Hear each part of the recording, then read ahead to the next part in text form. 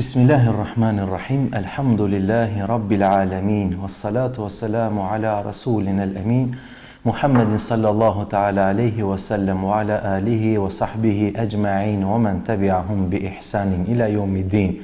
Falënderimet dhe lavdërimet tona gjithmonë qofshin për Allahun xhalla shanuhu, përshëndetjet tona më të mira qofshin mbi zotëriun ton, pejgamberin ton Muhammed Mustafa alayhi salatu wassalam, mbi familjen e tij, mbi shokët e tij të ndershëm dhe mbi mbarë ata që ndjekin rrugën e tij në ditën e gjykimit. Të nderuar të shikues, vëllezër dhe motra, kudo që jeni, ju përshëndes, mirëmbrëma, selamu alaikum wa rahmatullahi ta'ala wa barakatuhu, duke lutur Allahun xhalla shanuhu për të miras në këtë dynjë, në këtë jetë sa jemi gjallë.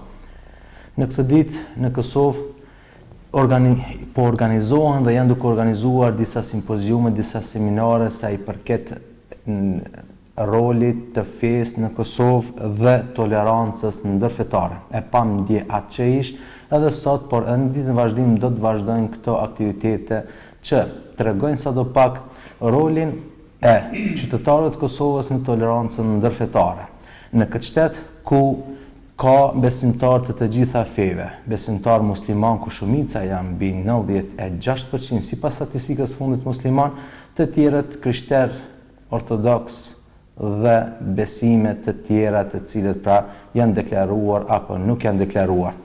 Për këtë dhe gjëra të tjera se përket fesë islame dhe tolerancës ndërfetare, si e trajton feja islame tolerancën ndërfetare?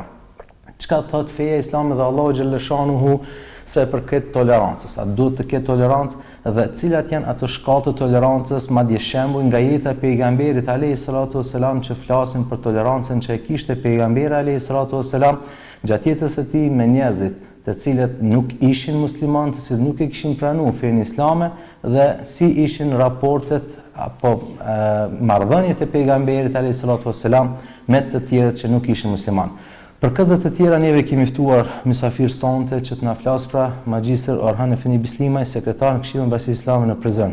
Orhan Efendi, mirë se keni ardhur. Orhan Efendi, padyshim që kur mendova të flasim për këtë temë, them drejtën, e pashë njëri më edukat që do të ishte ndoshta të fliste për këtë temë, të jeni ju, pasi që edhe temën e magjistraturës, të cilën e keni mbaruar pra vitin e kaluar, ishte pikërisht toleranca ndërfetare në Kosovë, për cilën ndoshta do të na thoni edhe disa fjalë. Por për fillim, çka mund të na thoni kur e dimë gjithë neve se feja islame është fe e paqes, e mirëkuptimit, e tolerancës ndaj të tjerë? Çfarë mund të na thoni për këtë? Urdhë.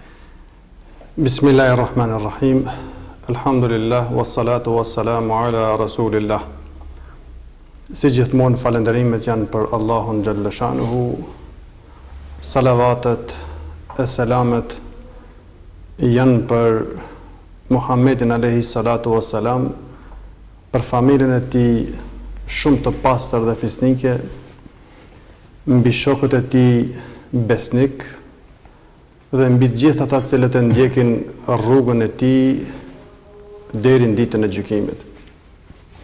Më lejoni që t'ju falenderoj edhe për ftesën që të jem sot në këtë emision bashkë me ju, në lidhje me qëndrimin e fesë islame ndaj tolerancës apo ndaj pjesëtarëve të feve të tjera.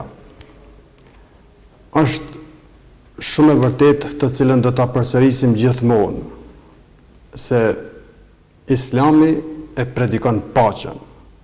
Në epicentër të doktrinës së fesë islame është e skalitur paqja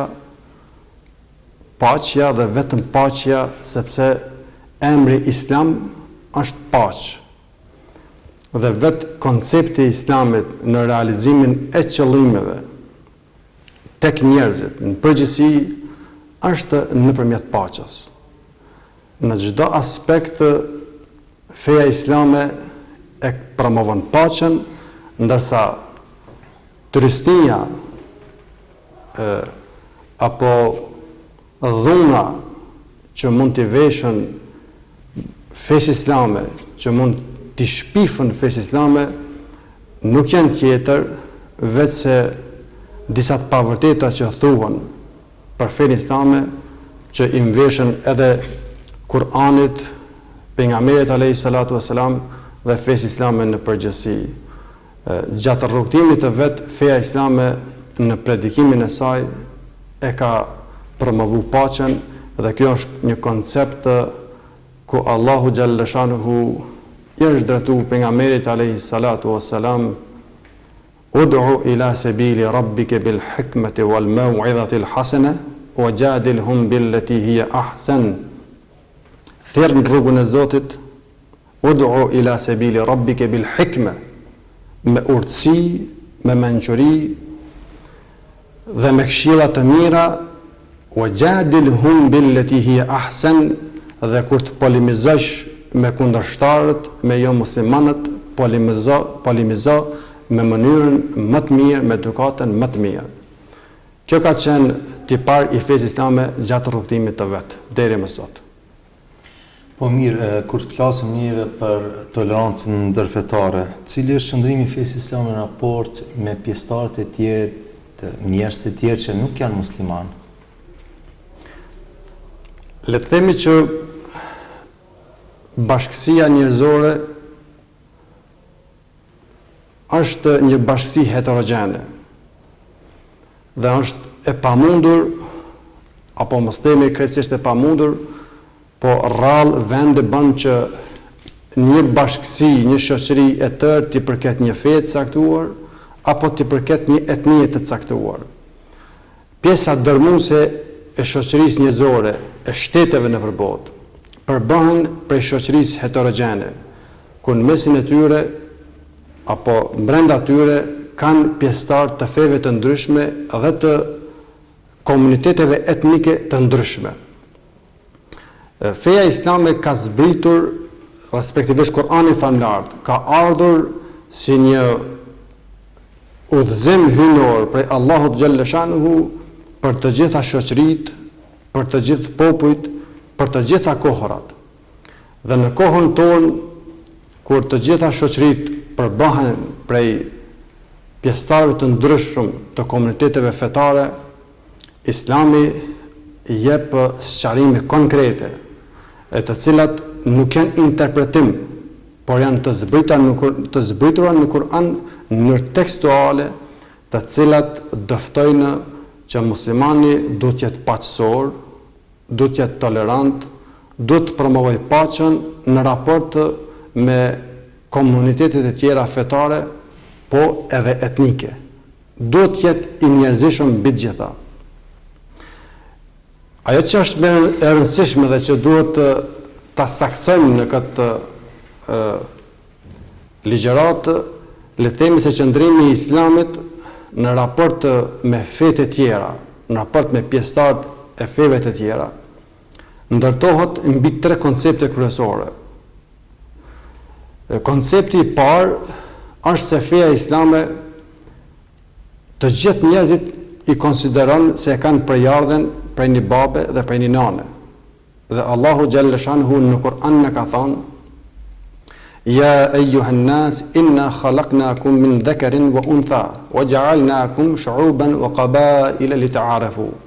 Inna akramakum 'inda Allahi atqakum. Allahu na thot: o ju njerëz, ne juve ju kemi krijuar që të gjithëve prej një mashkulli dhe prej një femre. Dhe ju kemi ndarë në popull e fisë në mënyrë që të njiheni, por inna akramakum 'inda Allahi atqakum, por ta dini se më afër Allahut, më i ndershëm te Zoti xhalla shanuhu është ai i cili është më i devotshëm në respektimin e urdhënesave dhe ndalesave të Allahut. Dhe ky koncept i Kur'anit që njerëzit janë, të gjithë njerëzit janë bij të një babe dhe të një nane, pra përjardhja e tyre gjenealogjike, na jep të kuptojmë që nga ky aspekt ata janë vëllezër. Edhe raportet e tyre mbi këtë parim duhet të jenë raporte vëllezërish, raporte ndërnjerëzore që kultivohen me një njerëzishmëri njëri ndaj tjetrit, me marrëdhënie të mira, pa urrëtie, sepse tek e fundit, nëse dikush i përket një besimi të caktuar dhe fillon ta urrejnë tjetrin për shkak të pikpamjeve besimore, fetare, atëherë duhet të themi që edhe ai ka pa aq drejt me të rrejt ty për shkak të pikpamjeve fetare. Dhe ky koncept e rrënon jo vetëm një shoqëri të caktuar, por nëse fillon polarizimi i shoqërisë njerëzore kësaj, mund të çojë në rrugë pa krye, mund të çojë në rrënim të shoqërive, dhe kjo ka ndodhur edhe gjatë historisë, ku shoqëritë të caktuara për shkak të pikpamjeve fetare, për shkak të intolerancës fetare, që nuk kanë patur mirëkuptim njëri ndaj tjetrit për pikpamjet besimore, kanë shkuar në vrasje, në luftra qytetare, dhe askush nuk ka qenë fitues përveç se të gjithë kanë qenë humbës. Edhe në këtë drejtim, Kurani na drejtohet, na thotë se ju si shoqëri njerëzore, të gjithë e keni prejardhjen prej Hazreti Ademit dhe Hazreti Havas, gjë që këta e thonë edhe fetë e tjera. Pra, nëse të ne është Ademi dhe Hava, të krishterët është Adami dhe Eva. Dhe është një pajtim, një konsenzus në mesin e në mes të fesë islame dhe të krishterëve. Parimi dytë që Kurani e ndërton tolerancën në raport me pjesëtarët e besimeve të tjera, pjesëtarët e feve të tjera, është se liria besimit sipas Kuranit konsiderohet një dashje e Allahut xhallahu xhanu. Liria besimit. Do thotë, në një rast Zoti xhallahu xhanu i drejtohet pejgamberit alayhi salatu wasalam: "Walau sha'a rabbuka", sikur Allahu të donte, "le amana man fil ardi kulluhum jami'a", do të besonin në Allahun të gjithë ata që janë sipërfaqen e tokës, të gjithë njerëzit. "E fatukrihu an-nase hatta yakunu mu'minin", do t'i detyrosh njerëzit që të bëhen të gjithë besimtarë.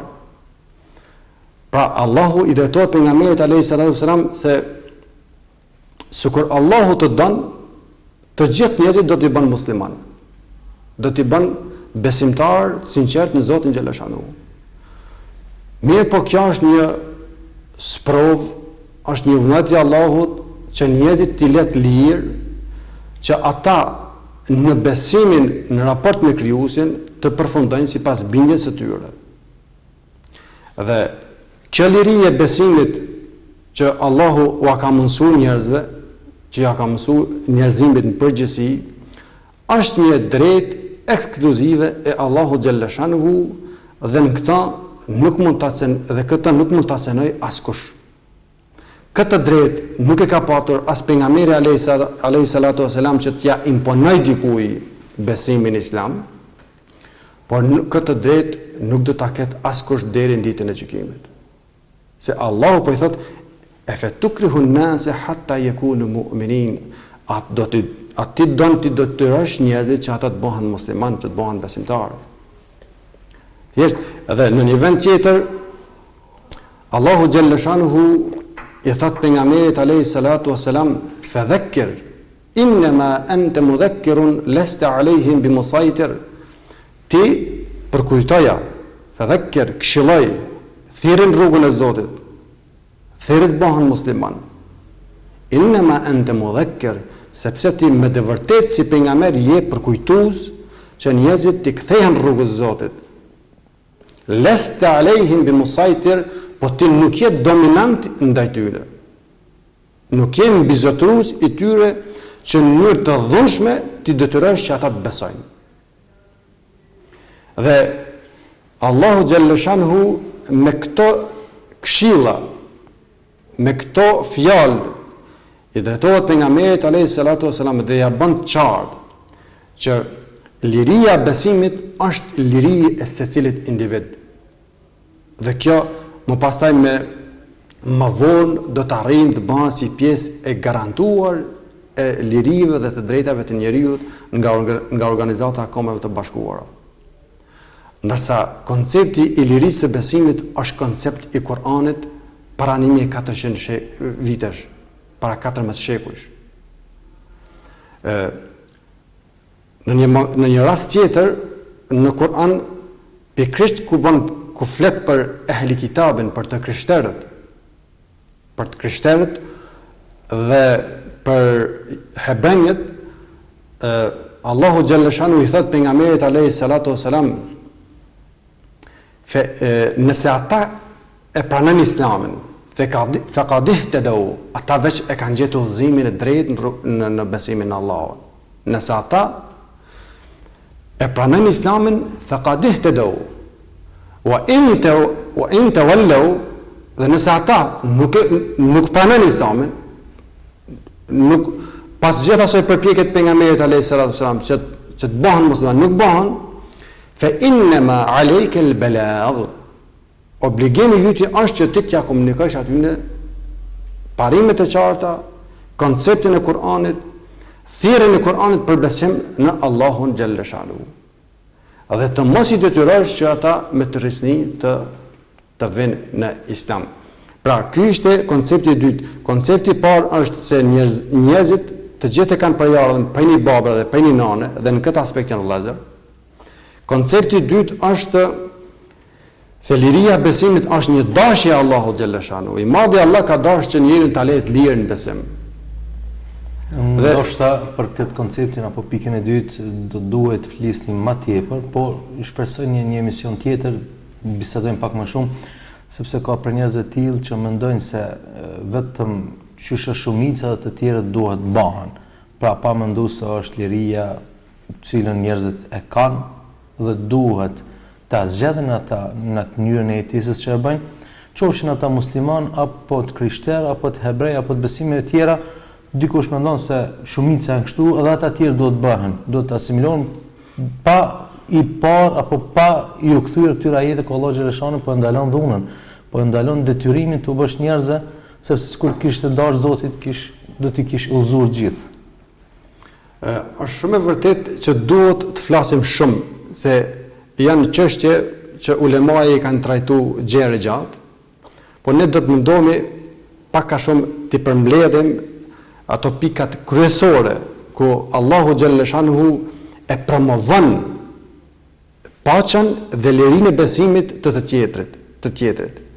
Do thotë nuk ja imponon, se në Kur'an kemi shumë ajete, harrova ta citoj ajetin la ikraha fi din, nuk ka dhunë fe.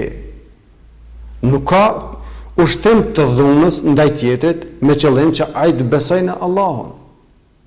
Me qëllim që ai të bëhet musliman. Se kemi të ndalueshme si musliman me ushtru këtë dhunë. Dhe pika tjetër që mund të jetë një prej atyre që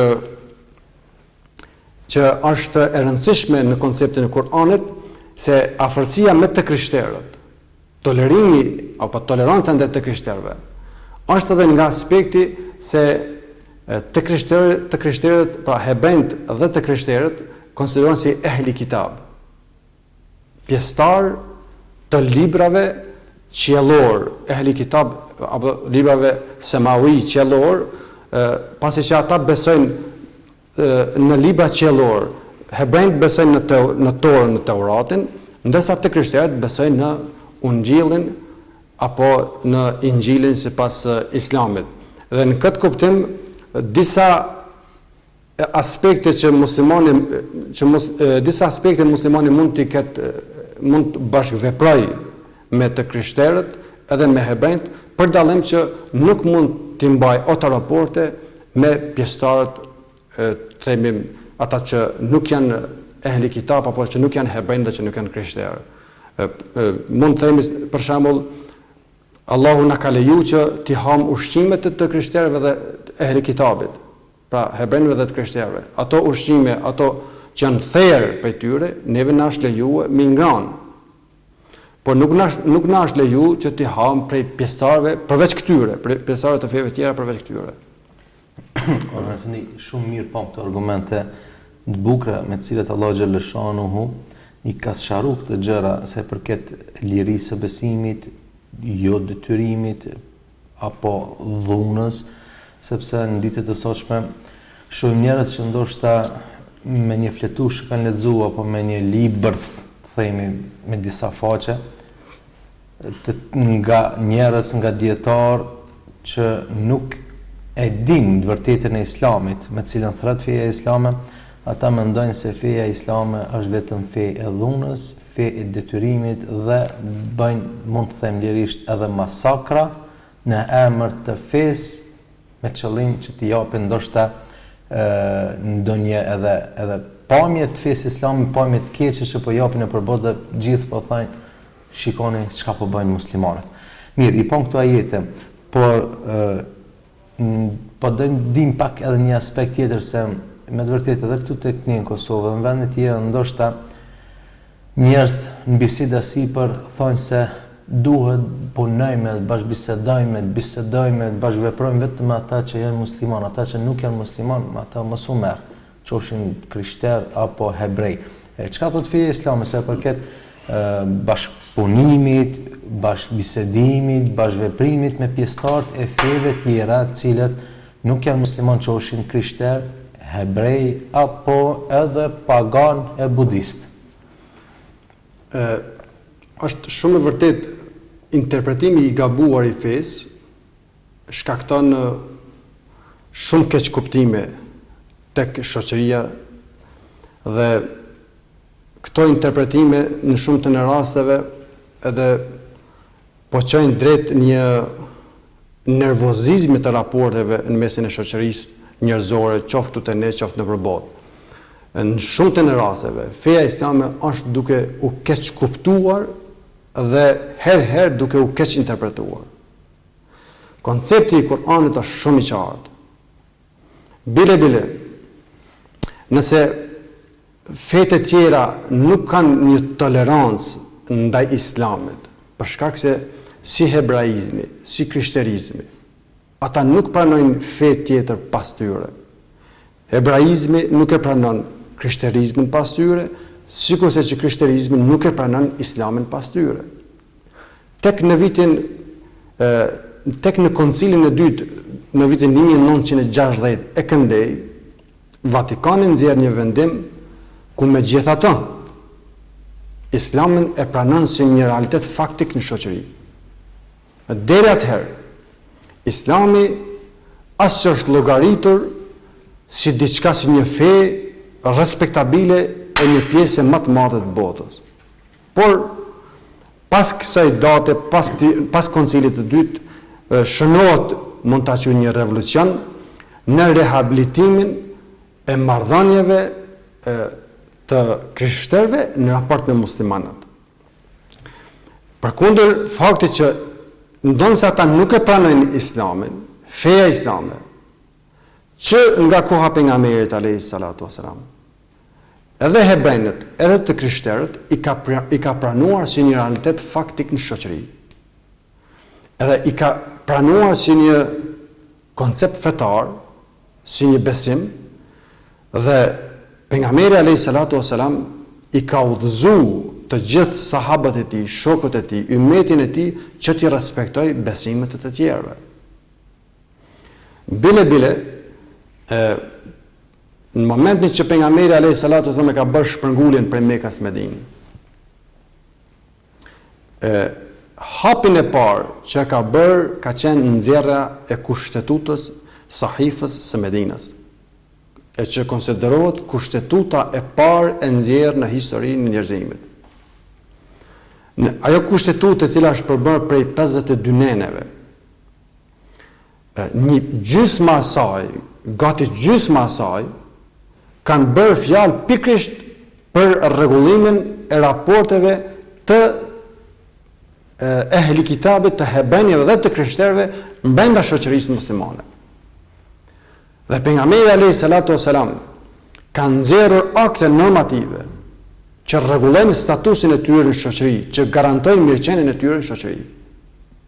Nuk ka shku drejt eliminimit të tyre, nuk e ka promovuar dhunën për asgjësimin e tyre, e që ka patur këtë mundësi.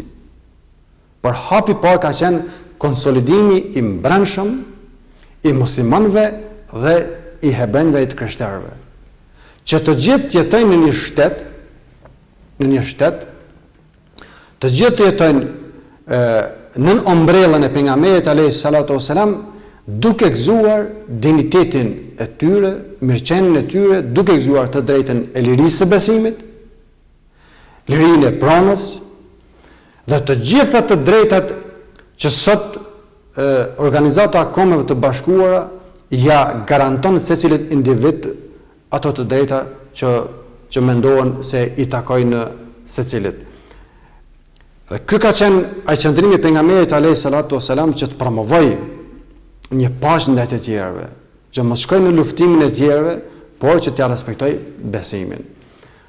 Po është shumë interesant se pejgamberi alayhis salam ka dhënë shembull konkret nga biografia e tij, nga jetëshkrimi i tij, se si është sjell me të krishterët, dhe unë këtu kujtoj një delegacion i cili ka ardhur për bisedë e pejgamberit alayhis salatu wassalam. Dhe ata kanë qenë të krishterë pas një bisede të gjatë që kanë pasur, edhe një mikpritje të ngrohtë të pejgamberit alayhis salatu wassalam, në një moment kërkojnë që t'i kryejnë ritualet e tyre fetare. Ka qenë delegacion i krishterë. Pejgamberi alayhis salam u ka mundsuar atyre që t'i kryejnë ritualet e tyre në xhami. Dhe në njërin skaj të xhamis i kanë kryer ritualet muslimanët, dhe në skajin tjetër të xhamis i kanë kryer ritualet e delegacioni i krishterë. Dhe kjo ka qenë dhe mund ta merrni me mend kur pejgamberi alayhis salatu wassalam aq shumë ja ka respektuar besimin tjetrit. Dhe kur ky ja ka respektuar besimin tjetrit, gjithsesi se kjo është një predikat qendror në Islam, që neve duhet na dëftoj shembullin më të mirë që t'ja respektojmë lirinë e besimit tjetrit. Dhe mbi të gjitha mos ta urrejmë për shkak të pikpamjes besimore. Asesi nuk duhet ta urrejmë për shkak të pikpamjes besimore, sepse thamë më parë është liri që Allahu ja ka garantuar. Walau sha Allahu laja'alakum ummatan wahida. Sikur Allahu të donte do t'ju bonte këtë një popull i vetëm. Veç juve këtë musliman me na. Por Allahu ka dashur që pluralizmin e pikpamjeve besimore ta toleroj pra si një begati në shoqëri, si një sprovë për Allahut për ta sprovuar secilin njeri. Dhe kur Allahu tash e toleron këto, na jemi të detyruar që të mbajmë tolerancën në këtë aspekt. Se Allahu e ka toleruar krijesën e tij, njeriu. Dhe na jemi të detyruar që ta tolerojmë njeriu. Dhe pejgamberi alayhis salatu wassalam atë shumë i ka kushtuar rëndësi saqë i ka porosit shokët e tij, ummetin e tij, neve na ka porosit në një hadith që kur thot kush i bën keq një të krishteri, kush i bën padrejti ndonjë të krishteri, kush e ofendon një të krishteri, kush ja merr një pasuri, një pjesë të pasurisë pa dëshirën e tij. Thot pejgamberi alayhis salam fa ana hajijuhu yawm al-qiyamah. Unë do të jam ai që do të akuzoj ditën e gjykimit atë musliman. Kushdo që ngren dorë ndaj një të krishteri për shkak të pikpamjeve fetare, jo vetëm ndaj një të krishteri, po dhe ndaj ehli kitabit dhe ndaj pjesëtarëve të besimeve të tjera.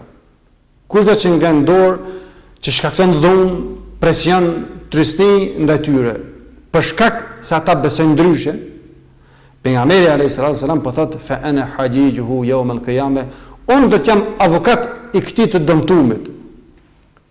Unë do të ngrej akuzë në ditën e gjykimit mi kërku llogari këtij muslimani se pse ke bën këtë mëkat ndaj atij të krishterit. Dhe kjo është me të vërtetë drejt për drejt që na jep leksionin më të mirë për tolerancën, për mirëkuptimin e tjetrit si qenie njerëzore. Dhe edhe sahabët e pejgamberit alayhis salatu wassalam, të gjithë edhe pas vdekjes pejgamberit alayhis salam, po gjatë gjithë historisë deri më sot, kanë mbajtur qëndrim tolerant me të krishterët me ehli kitab, me hebrejnë, me të krishterët dhe me pjesëtarët e feve të tjera. Në kohën edhe në kohën e Ebu Bekrit radiallahu ta'ala anhu, po në kohën e Hazreti Omerit, kur guvernatori Amr bin As ja kishte marrë trullin, ja kishte rënë shtëpin me qëllim të zgjerimit të hapësirës së xhamisë, të njërës prej xhamive që ai ishte duke ndërtuar. Mirë, po kjo grua e krishterë ankohet te halifja, te Omeri radiallahu ta'ala anhu, jetot se ma kanë marrë shtëpin, ndonë se ma kanë marrë me qëllim të zgjerimit të hapësirës xhamisë. Megjithatë, unë nuk jam e pajtimit me ma marrë shtëpin time. Hazreti Omeri interesohet për këtë punë dhe e thirr guvernatorin që të jep sqarime. I jep sqarimet guvernatorit duke i thënë se është e vërtet që ja kemi marrë, por ja kemi kompenzuar me një shumë më tepër se që meriton ajo. Ja kemi kompenzuar dhe ja kemi nda fondin ku asaj ja kemi dhënë dispozicion, nga se xhamia s'ka pas ka zgjerohet, por vetëm në atë pjesë ka qenë e mundur. Pas kësaj, Hazreti Omeri urdhnon që shtëpia të ndërtohet edhe të kthehet kësaj grua të krishterë. Domethënë, ndonë se ja kanë ofruar kompenzimin që është një standard që veprohet edhe sot, edhe në Kosovë, edhe kudo nëpër botë, që kur është në pyetje interesin nacional, atëherë shteti e ka këtë drejtë që t'ia merr qytetarit një pronë caktuar, por edhe t'ia kompenzoj. Këta e ka bërë edhe guvernatori Amr bin As. Mirë po, Hazreti Omeri, sikur të kishte të bënte me ndonjë musliman, nuk do t'ia lejonte këtë drejtë.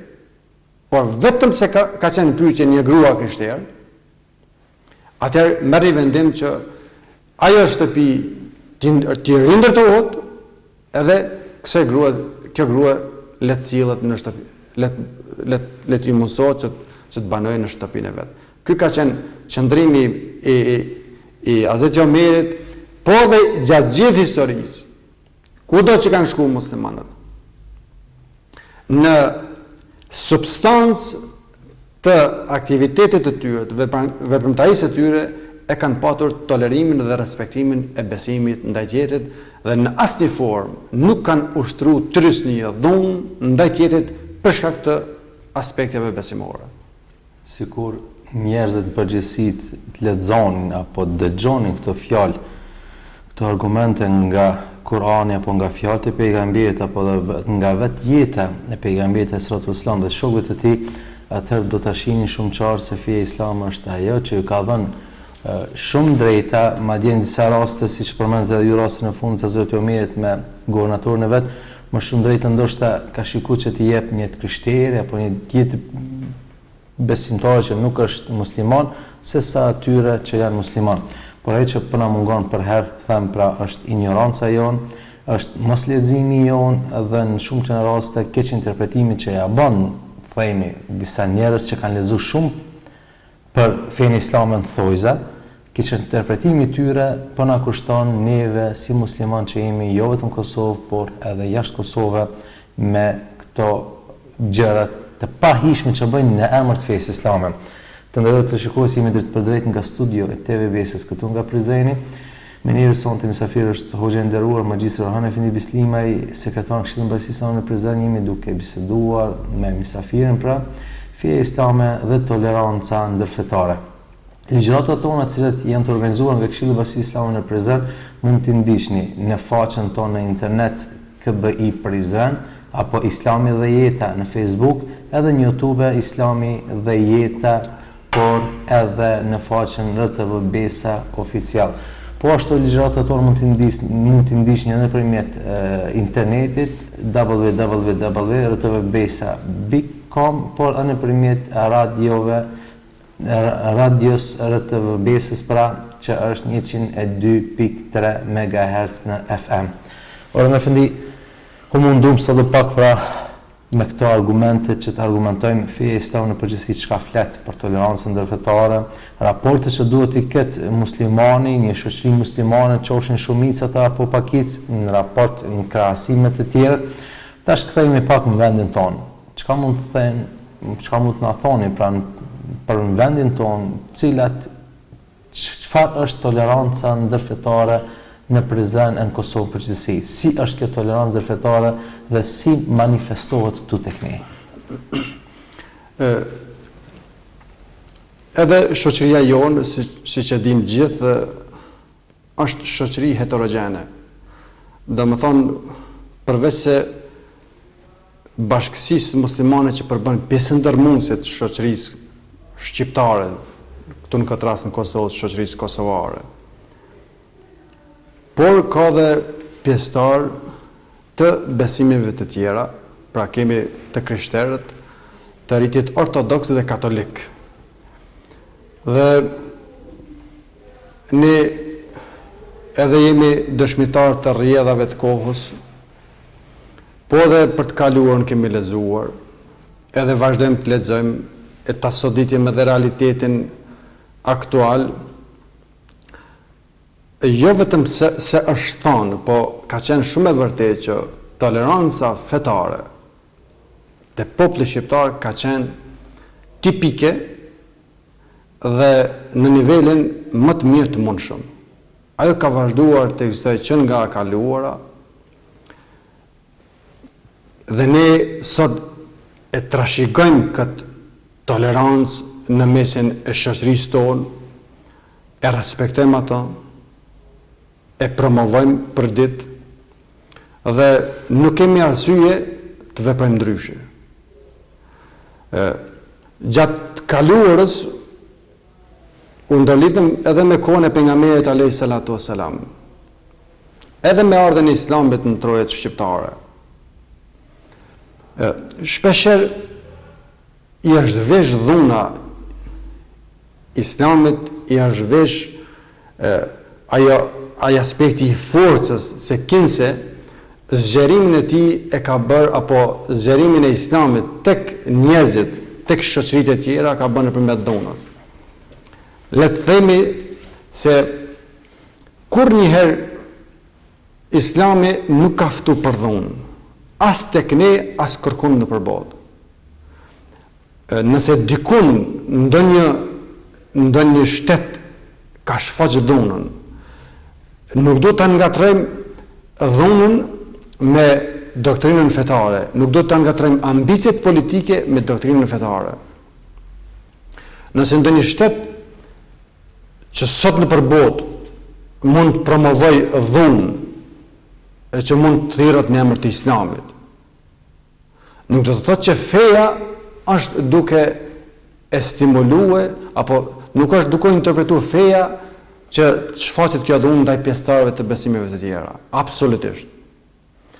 Po shumë njerëz, shumë shtete mund ta përdorin fejnë si arsenal për arritjen e ambicieve të tyre politike. Jo, kjo nuk ndodh vetëm me muslimanët, kjo ka ndodhur edhe me shtetet e tjera, me fete tjera, të cilat zgjerimin e tyre e kanë si ambicie politike dhe jo si ambicie fetare. Është e vërtetë që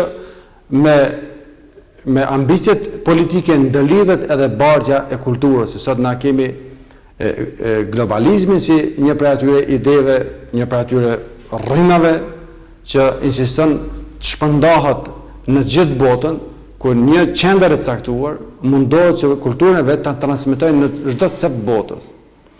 Por se ajo ecja e Islamit në përhistori deri tek ne ka ardhur në mënyrë patësore, në mënyrë vullnetare dhe asnjëherë nuk është transmetuar me dhunë. Asnjëherë nuk është transmetuar me dhunë. Pranimi i Islamit dhe ne me vetë faktin që gjendemi në pjesën ndërmuese si musliman, e kemi kultivuar këtë ndjenjë vllazërie me pjesëtarët e tjerë të feve të tjera si vëllezër dhe absolutisht asnjëherë nuk kemi implikuar ndonjë ngatërresë fetare që të themi dikujt që të bësh musliman me çdo kusht apo në forma të tjera. Ka ardhur si ka ardhur dhe ne jemi musliman në pjesën ndërmuese si popull. Si popull shqiptar, pra dikun edhe me regjistrimin e popullsisë të vitit 2011, del në absolute feja islame është dominante në Kosovë.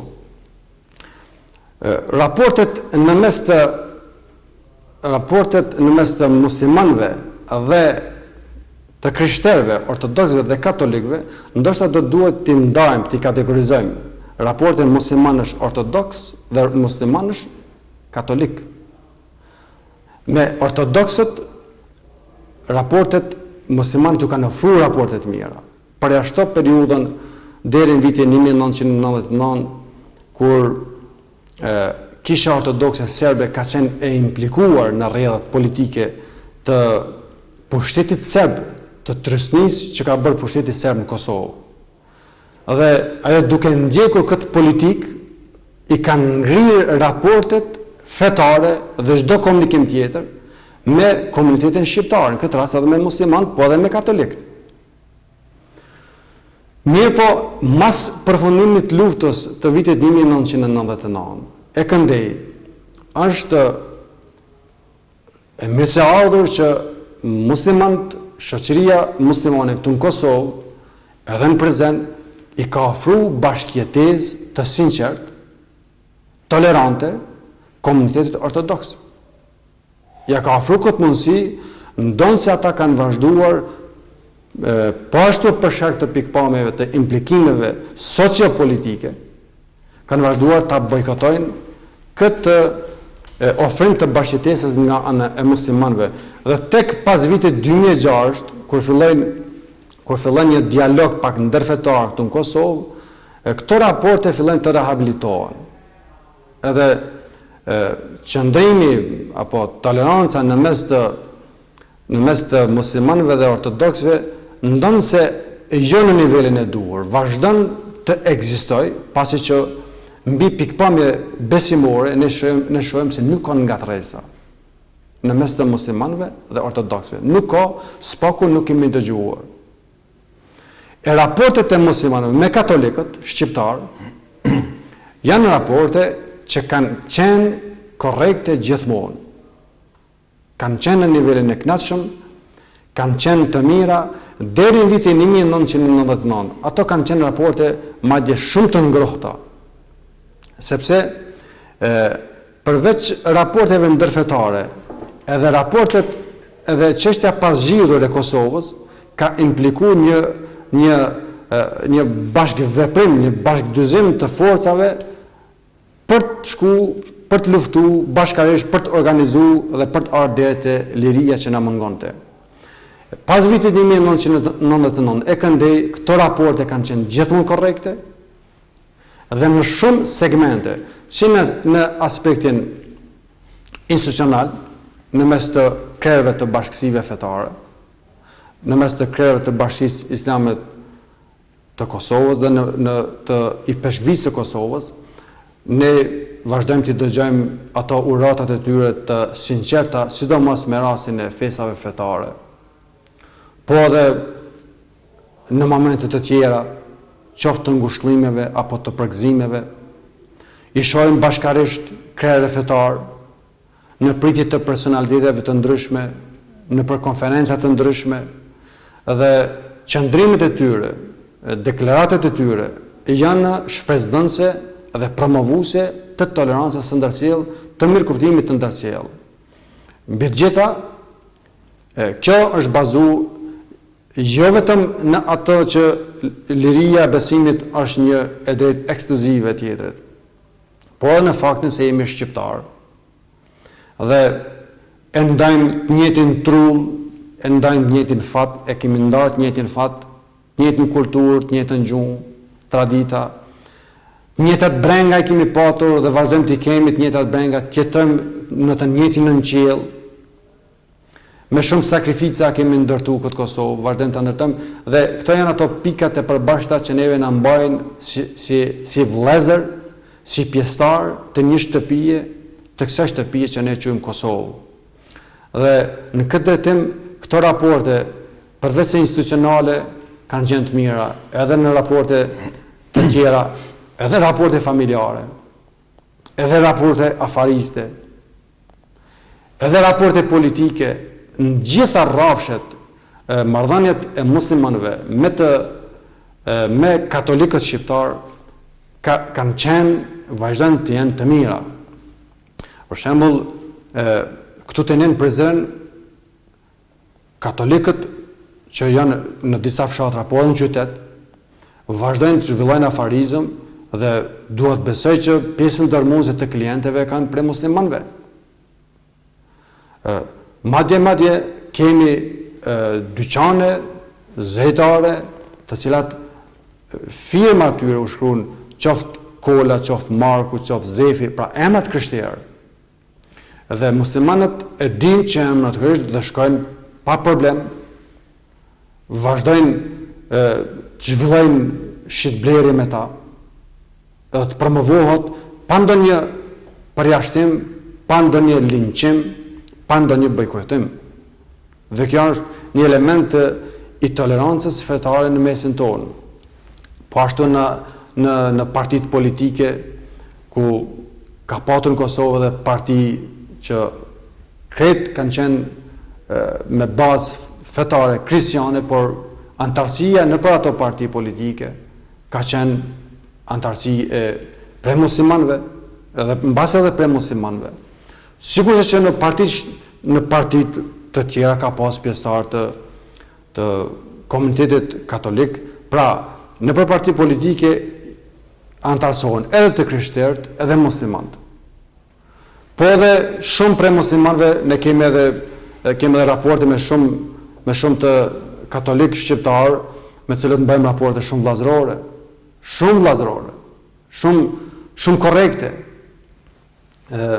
Dhe kam patur rastin të njoh njerëz shok që mbajnë raporte dhe familjare me katolikë shqiptar, me hymje dalje, edhe nga aspekti i njohjes të bashkëshortëve dhe thirrën në për ahengje të ndryshme, shkojnë të njëri tjetrit për ngushëllime dhe kështu me radhë. Janë këto raporte që promovohen në të pandashme tek ne këtu në Prizren, në Kosovë dhe kështu me radhë. Mirë, Arafni, gjatë këtyre viteve ndoshta mund kemi vërejtur, po thamë veçanërisht gjatë këtyre viteve të fundit, ka patur raste jo rrallëherë kur është cënuar pra toleranca ndërfetare. Çka mund të themi në këtë drejtim, cënimi i tolerancës ndërfetare këtu, vitet e fundit?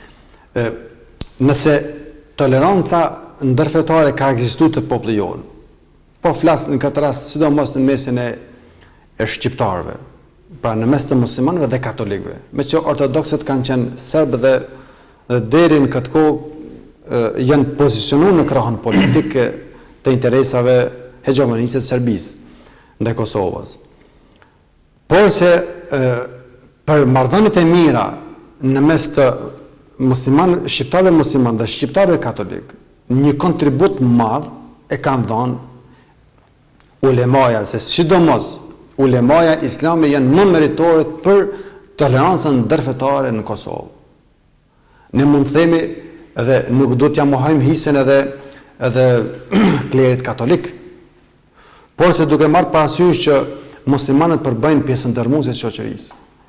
Atëherë ulemaja, ata të cilët e udhëzojnë xhamatin, janë meritorët dhe janë predikuesit kryesor të tolerancës në vend. Ne e dimë që përkatësia fetare, vetdia fetare dhe socializimi fetar janë këto karakteristika që ndërtohen me kalimin e kohës. Nëse udhëheqësit e vendit nuk dinë të menaxhojnë përkatësinë fetare, vetdijen fetare të shoqërisë, nuk dinë ta menaxhojnë, atëherë ata do të ndërtojnë koncepte që çojnë drejt rrënimit të tolerancës. Po deri në këtë kohë, ulemaja e ka frymëzuar xhamatin për tolerancë. Edhe janë për përgëzim që kanë promovuar këtë tolerancë në mesin e shoqërisë. Por ja që prej pas luftës e këndej, prej vitit 2000 e këndej, nuk mund me thonë që gjithë ka shku okej çështja e tolerancës ndërfetare në Kosovë. Jo me fajin e katolikëve shqiptarë, jo me fajin e komunitetit katolik shqiptar, por ndoshta me fajin e politikave qeverise, apo përkëdheljes të theksuar ndaj një komunitetit caktuar dhe kjo është shpërfaqë një nënçmim për komunitetin musliman në këtë rast. Shumicë. Duke e përkthyer më shumë një komunitet të caktuar, është shpërfaqë si një nënçmim për komunitetin shumicë. Kjo ka ndodhur qoftë me ndërtimin e katedralës, kjo ka ndodhur me lëshimin e deklaratave pompoze që të quajnë nga islamofobët, ata që pjo friksohen një rreziku nga Islami. Qoftë nga ata cilët kanë bërë deklarata për ridefinim të identitetit kombëtar. Ridefinim të identitetit kombëtar me qëllim të kthimit nga krishterizmi. Këtë këto jo me fajin përsëri po them, jo me fajin e komunitetit katolik. Po pa fajin e tyre, këto deklarata edhe madje edhe të personaliteteve në nivel shtetëror, qoftë nga Shqipëria, qoftë nga Kosova, kanë shkaktuar një nervozizëm në raportet ndërfetare. Dhe ne mund të pompozojmë se raportet ndërfetare janë rregull, na mund të pompozojmë edhe kjo vazhdimisht po bëhet, edhe duhet ta themi këtë. Edhe po themi gjithmonë. Por nuk duhet t'i bëjmë qef vetvetes, edhe themi gjithmonë se raportet ndërfetare janë në rregull, ndërkohë që politikat t'i ndërtojmë që qenë det rënimit të raporteve ndërfetare. Shteti urgjentisht duhet të rishikojë, duhet t'i përkthejë bashkësitë fetare, duhet t'i përkthejë njësoj. Nëse një komunitet më i madh shumicë i bashkësive fetare, nëse një komunitet në këtë është bashkësia islame nuk përkthehet më shumë, po s'pako duhet të barabartë me të tjerat. Por nëse të tjerat përkthehen dhe kjo nënçmohet, atëherë këtu pa fajin e komunitetit të caktuar del dhe shkaktohet një nervozizëm. Dhe kjo mund të çojë në çarje, në lëkundje, në cenim dhe tani ne mund të përmendim edhe shumë deklarata që kanë dalë publikisht se raportet ndërfetare janë lëkundë në Kosovë, marrëdhëniet ndërfetare janë lëkundë në Kosovë. Për shkak të keq menaxhimit të situatave të caktuara. Dhe në këtë drejtim duhet kihet parasysh, duhet marrë parasysh që të raportet ndërfetare të promovojmë njësoj, sepse janë raporte që duhet kultivuar, që janë ndërtuar me mund, me gjak, i ka rujt ky popull, vazhdon të rujt ky popull. Ka kontribuar ulemaja me rujt të raporte. Ulemaja islame ka kontribuar me rujt të raporte. Merit ekskluzive e tyre është me rujt të raporte. Se ulemaja kanë pas aq mundësi sa që t'i frymëzojnë besimtarët në xhami për prishjen e raporteve ndërfetare, apo për intolerancë ndaj pjesëtarëve të tjerë. Kanë pas këtë mundësi, edhe kanë këtë mundësi. Po këta kanë kultivuar, vazhdojnë ta kultivojnë këto, edhe duhet t'i dihet për nder. Por të tjerë duhet ta respektojnë, të mos bëhen veprime që çojnë drejt shkatrimit të këtyre raporteve e që shumë kollaj është më prish raportet ndërfetare. Në fillim jemi në minutat e fundit të emisionit tonë, do të ishte mirë sonte ta marrë një mesazh nga ju për tolerancën ndërfetare, një thirrje që t'ju bëjnë gjithë njerëzve për këtë tolerancë që duhet ta kemi në vendin tonë. Unë vetë du ta theksoj si përfund me që sinjalizuat një hadith pejgamberit alayhis salatu wasalam. Thot pejgamberi alayhis salam, shembulli i atij i cili respekton urdhnesat dhe ndalesat e Allahut dhe shembulli i atij i cili nuk i respekton këto është si një grup i cili hyp në një anije dhe disa zënë vend në pjesën e poshtme e disa zënë vend në pjesën e epërme. Mirë po, në anije, këtat pjesës poshtme, thot pejgamberi alayhis salam, kjo është hadithi pejgamberit, këtat pjesës poshtme gjatë furnizimit me ujë kanë dalë sipër anijes dhe kanë marrë ujë në deti apo në kutadi. Kanë marrë ujë. Dhe gjatë furnizimit me ujë i kanë bezdis atat pjesës epërme. I kanë bezdis pak se jo i kanë lagë me ujë, jo kanë kalu pranë tyre e kështu me radhë. Dhe në një moment, këta të pjesës epërme i thënë se na bezdiset me këto që po të gjetë të përpjetet të poshtë që po vini me marë ujë, mu furnizu për ujë, për na lagni me ujë dhe kështu me radhë. E këta të pjesës poshtme ju përgjigjen. Në rregull, masi po ju bezdisim na juve, atëherë të pejgamberi sa njëri prej tyre e merr një sopot edhe fillon të gërmoj në anije për me hap një vrim që mos më bezdiset atë tjerë e me furnizu me ujë prej pjesës poshtme të anijes. E thot pejgamberi alayhis salam, nëse e lën me hap atë vrim në anije, atëherë të gjithë do të fundosen. Edhe nëse e pengojnë, do të shpëtojë edhe ai që po tenton me hap atë vrim, po do të shpëtojnë edhe të tjerë. Toleranca ndërfetare është kështu. Është një anije në të cilën gjithë kemi hyrë, dikush në katin e poshtëm, dikush në katin e epërm. Të gjithë duhet të kujdesemi për anijen. Nëse e lëm dikon që insiston ta prish ballancin e marrëdhënieve ndërfetare këtu në vend, duhet ta pengojmë të gjithë, sepse humbës jemi të gjithë. Faleminderit për gjitha. Ora Efendi, të falenderoj sinqerisht për këto fjalë që na thatë se përket tolerancës ndërfetare dhe trajtimin që ja bën. Si sqaron feja islame tolerancën ndërfetare dhe është Allahu xhaleshanuhu që të kemi tolerancë ashtu siç kemi pa të drejtë këto vite. Edhe një herë falenderoj në emër timin, në emër të Këshillës Islame në prezencë cila është organizatore këtyre ligjëratave, edhe në emër gjithë këtyre shokëve që janë duke punuar këtu në studio. Faleminderit, Zoti ju rujt me të mirat e tij, ju shpërbleft në dynjën e ahiret. Faleminderit shumë për juve.